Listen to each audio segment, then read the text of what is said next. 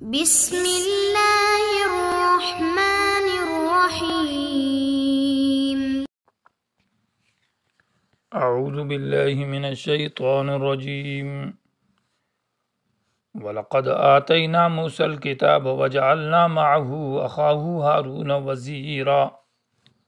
عزیز طلبہ اکرام، سبق نمبر 317، سورۃ الفرقان، آیت نمبر 25۔ سورت کے اندر نفی شرک فی البرکات پر یہ سورت چل رہی تھی، تو پہلے باب کے اندر دلائل عقلیہ اور تبارک الذی سے دعویٰ جو 10 آیات تھی، ان پر 6 دلائل عقلیہ اور 6 زجر انکار رسول اور 6 زجر انکار قرآن کے اوپر اور 6 وجوہات کے ساتھ رد تھا مشرکین پر۔ دوسرے باب کے اندر بشارات ذکر تھی 7 قسم کی اور تخفیفات کا ذکر بھی تھا۔ درمیان میں زجر تھے انکار رسول اور اعراض قرآن کے اوپر۔ یہ تیسرا باب ہے، آیت نمبر 35 سے آیت نمبر 60 تک۔ تبارک الذی جعل فی السماء بروجا وجعل فیہا۔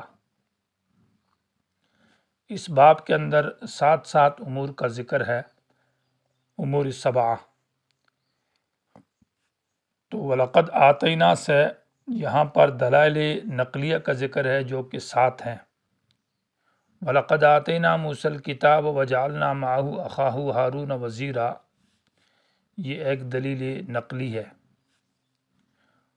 وَقَوْمَ نُوحٍ، یہ دوسری دلیل نقلی ہے۔ وَعَادًا، یہ تیسری ہے۔ وَثَمُودَ، یہ چوتھی۔ وَأَصْحَابَ الرَّسِّ، یہ 5ویں۔ وَقُرُونًا بَيْنَ ذَلِكَ كَثِيرًا، یہ 6ٹھی دلیل نقلی۔ اور وَلَقَدْ أَتَوْا عَلَى الْقَرْيَةِ الَّتِي أُمْطِرَتْ مَطَرَ السَّوْءِ، یہ دلیل نقلی نمبر 7، یعنی 7 انبیاء علیہم السلام کے واقعات کا ذکر ہے۔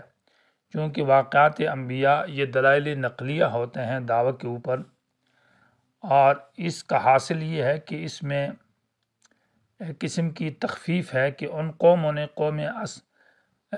اقوام سابقہ نے تکذیب کی اور شرک کیا تو اللہ تعالیٰ نے ان کو ہلاک کیا۔ اگر تم بھی اس طرح شرک کرو گے تو اللہ تعالیٰ تمہیں بھی ہلاک کرے گا۔ وَلَقَدْ آتَيْنَا مُوسَى الْكِتَابَ، اور البتہ تحقیق ہم نے موسیٰ علیہ السلام کو کتاب دی، یعنی تورات۔ وَجَعَلْنَا مَعَهُ، اور بنایا اس کے ساتھ، اخاہ اس کے بھائی ہارون کو، وزیراً معنی معاون یعنی ساتھی۔ وزیر وزر سے ہے، اور وزر کا معنی بوجھ اٹھانے والا، یعنی حضرت موسیٰ علیہ السلام کے ساتھ دعوت کا جو بوجھ تھا وہ حضرت ہارون بھی اٹھانے والے تھے، ان کے ساتھی تھے دعوت میں۔ فَقُلْنَا، پس ہم نے کہا، اذهبا، جاؤ تم دونوں، الی القوم الذین، ان لوگوں کی طرف، یعنی اس قوم کی طرف، کذبوا بآیاتنا، جنہوں نے ہماری آیات کو جھٹلایا، یعنی قوم فرعون۔ فَدَمَّرْنَاهُمْ تَدْمِيرًا، تو پس ہم نے ہلاک کر دیا ان کو، تدمیراً معنی بالکل ہلاک کر دینا کامل درجے میں۔ دمر یدمر، تدمیر باب تفعیل سے ہے۔ تدمیر کا معنی ہے کسر الشیء بحیث لا یمکن اصلاحہ، کسی چیز کو اس طرح توڑ پھوڑ دینا، ٹکڑے ٹکڑے اور دانے دانے کر دینا کہ دوبارہ اس کی اصلاح، یعنی وہ ٹھیک نہ ہو سکے، اتنی ٹوٹ جائے کہ دوبارہ اس کو جوڑا نہ جا سکے۔ تو معنی یہ ہے کہ فدمرناہم تدمیرا، ہم نے ان کو بالکل ذرہ ذرہ کر کے تباہ و برباد کر دیا۔ وقوم نوح کا عطف ہے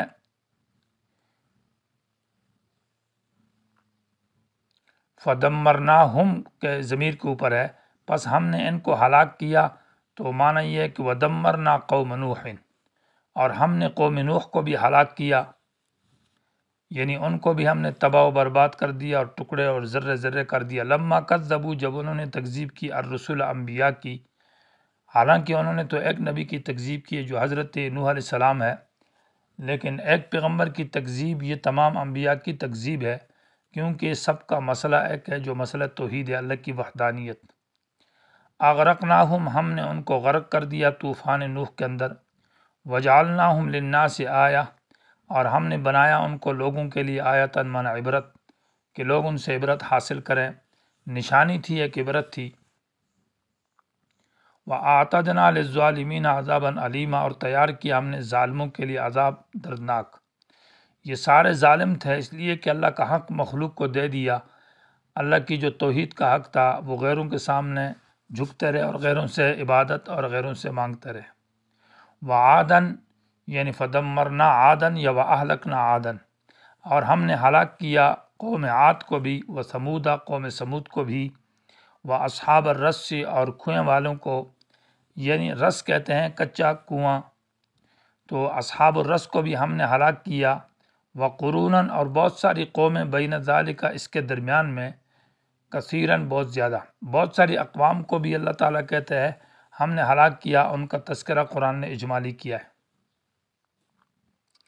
اصحاب الرس سے کون مراد ہے؟ تو کسی نے کہا کہ پیغمبر تھا حنظلہ بن صفوان، ایک نبی تھے جو اس قوم کی طرف آیا اور اس قوم نے ان کی بات نہ مانی، تکذیب کی، تو آخرکار اس قوم نے اس کو کنویں کے اندر ڈال دیا اور ان کو مار دیا، تو اس لیے ان کو اصحاب الرس کہتے ہیں۔ رس معنی کچا کنواں جو زمین کے اندر کھودا جاتا ہے۔ دوسرا قول یہ ہے کہ بلکہ یہ ہم قوم دسو نبیہم فی الرس، یہ قوم تھی اور اس قوم نے اپنے نبی کو کنویں کے اندر ڈالا تھا، تو اس لیے صرف ان کا یہی تذکرہ، یہ قول ثانی زیادہ اصح اور راجح ہے۔ وَكُلًّا ضَرَبْنَا لَهُ الْأَمْثَالَ، اور ہر ایک کو ہم نے بیان کیا، لہ الامثال معنی عبرتیں، کلن معنی ہر ایک، ضربنا بیان کیا، لہو اس ہر ایک کے لیے، ہر قوم کے لیے اللہ کہتا ہے میں نے الامثال عبرتیں اور امثال میں نے بیان کی ہے، لیکن وہ بات نہ مانے۔ وکلن تبرنا تتبیرا، اور ہر ایک قوم کو ہم نے ہلاک کر دیا، تتبیراً معنی بالکل ہلاک کر دینا۔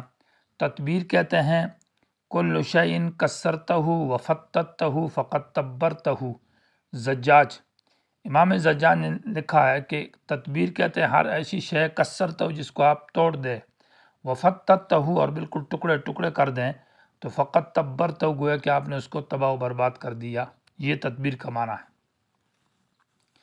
تو ہم نے ان کو ٹکڑے ٹکڑے کر دیا۔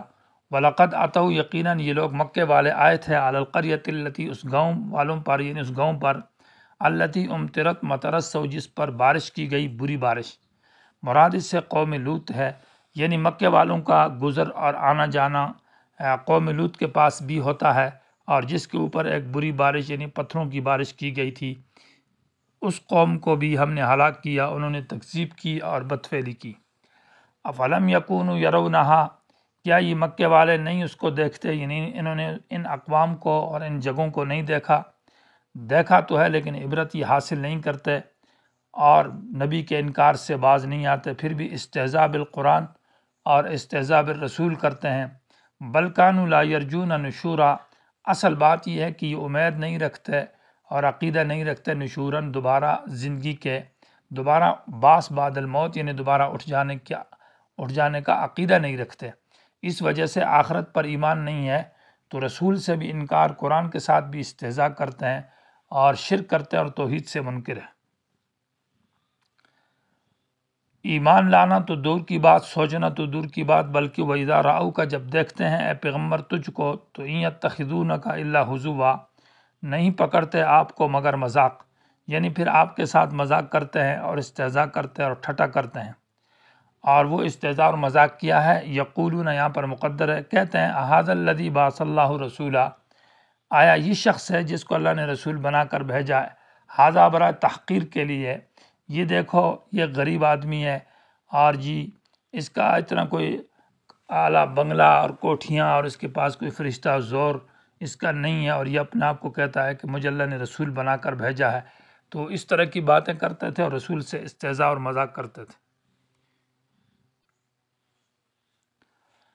ان کاد لیضلنا عن آلہتنا لولا ان صبرنا علیہا، بے شک قریب تھا کہ لیضلنا، یہ پیغمبر ہم کو پھیر دیتا، عن آلہتنا من عن عبادت آلہتنا، ہمارے معبودوں کی عبادت سے، ہم اپنے دین پر تھے، اپنے شرک پر تھے اور اپنے جو ہمارے معبودوں کی عبادت تھی، اگر ہم اس کی بات مان لیتے تو ہم اپنی عبادت سے ہٹ جاتے اور یہ ہم قریب پھیر دینے والا تھا۔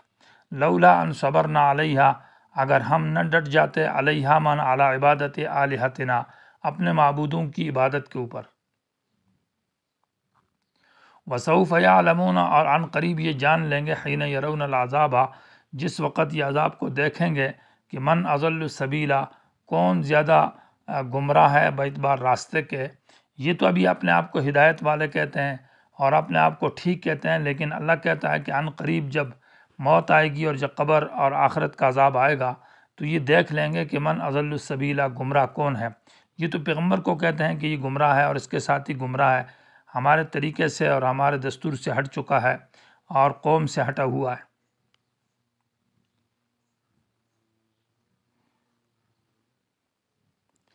اصل میں یہ خواہش کے پرست ہیں اور یہ نفس پرست ہے۔ جو ان کی خواہش جس کو خدا کہتا ہے تو یہ اسی کو خدا مانتے ہیں۔